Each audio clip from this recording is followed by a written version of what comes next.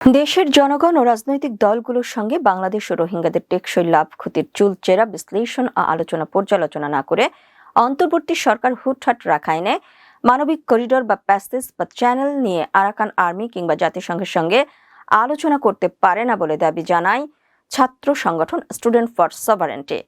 একইভাবে আমেরিকা ও ইসরায়েলের সাথে একাধিক সমঝোতা ও চুক্তিবদ্ধ প্রতিষ্ঠান ডিপি ওয়ার্ল্ডকেও চট্টগ্রাম বন্দর পরিচালনায় যুক্ত করতে পারে না বলে জানায় সংগঠনটি। মানবিক করিডোর প্রসঙ্গ ও চট্টগ্রাম বন্দর পরিচালনায় ডিপি ওয়ার্ল্ডকে যুক্ত করার বিষয়ে জরুরি সংবাদ সম্মেলন করেছে স্টুডেন্টস ফর সভারেন্টি।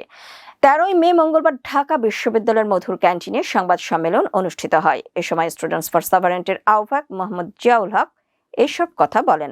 তিনি বলেন, বাংলাদেশ একটি শান্তিপূর্ণ দেশ, আমরা কোনো রাষ্ট্রের প্রক্সি হতে চাই না, কিন্তু গণমাধ্যম মারফত পাওয়া তথ্যে করিডোর ও চট্টগ্রাম পোর্ট বিষয়ে সরকারের অবস্থান